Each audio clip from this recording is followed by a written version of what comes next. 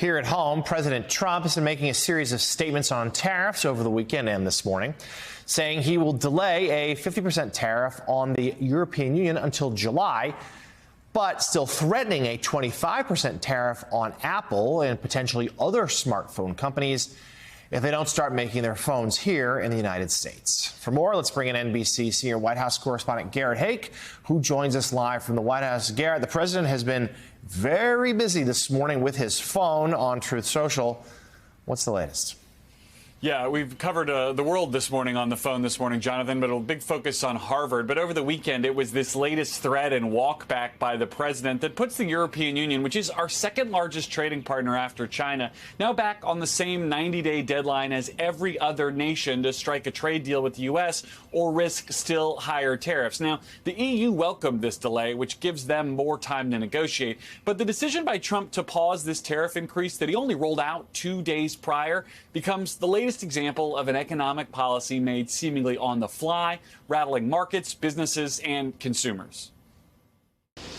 It's another tariff reversal from President Trump, announcing his 50% tariff on the EU will be delayed by a month from June 1st to July 9th, after his phone call with the European Commission president, whom he says asked him for an extension. I agreed to do that, and that she said we will rapidly get together and see if we can work something out. The announcement coming just 2 days after President Trump threatened that new import tax. The president also taking aim at Apple, threatening to impose a 25% tariff on iPhones, urging the company to shift production to the U.S.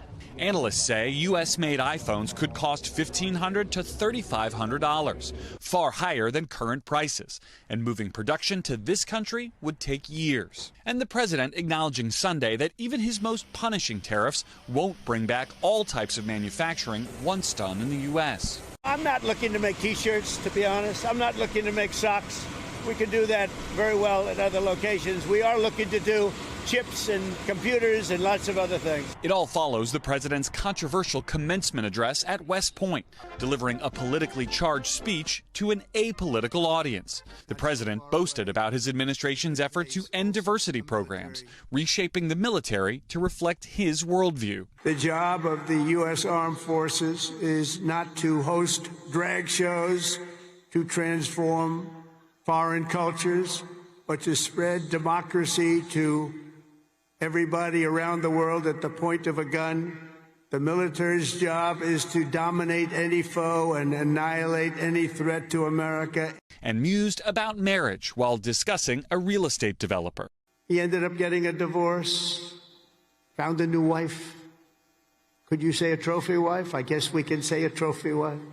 It didn't work out too well, but that doesn't work out too well.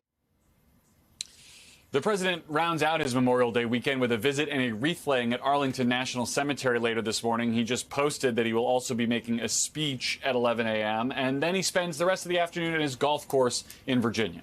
Jonathan?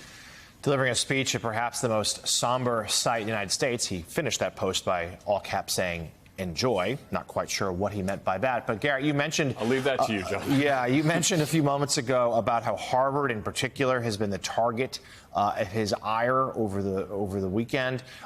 Give us the latest there. Harvard did win in court on Friday, got an injunction, but there's a long way to go in this battle.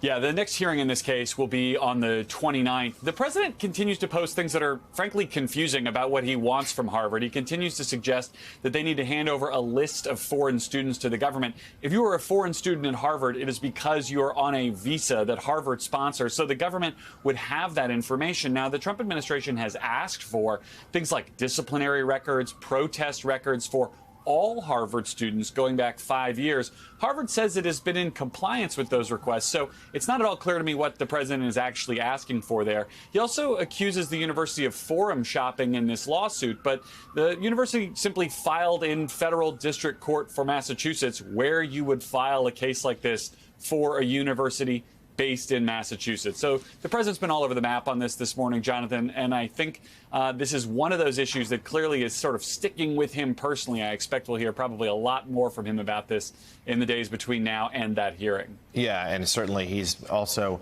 but on one about judges trying to block his immigration policy. But Garrett, before we let you go, let's talk about the tariffs for a moment and the trade war. It seemed like Trump had backed off this a little bit. The markets rallied in response. But as soon as last week, he reignited the issue with the EU, which I know he has since paused, but suddenly bringing tariffs to the forefront again rattled the markets over the weekend. And certainly this uncertainty is going to be so hard for business leaders, for Wall Street to get their hands around.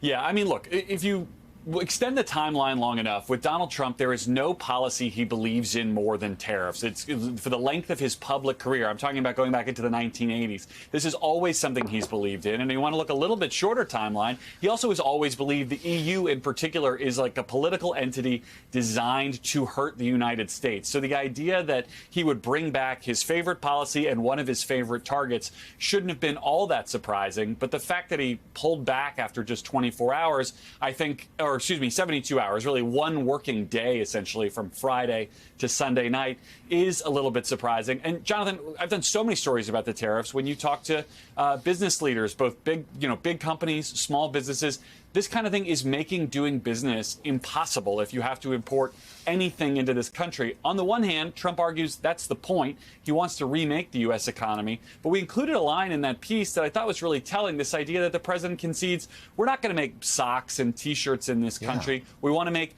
computer chips and weapons and more advanced things. Well, right now the tariffs are largely focused on the kind of countries that make socks and T-shirts and not on chips and expensive equipment. Those things are carved out from the tariffs. So there is a fundamental disconnect in his actual economic policy and the way he's talking about his economic policy.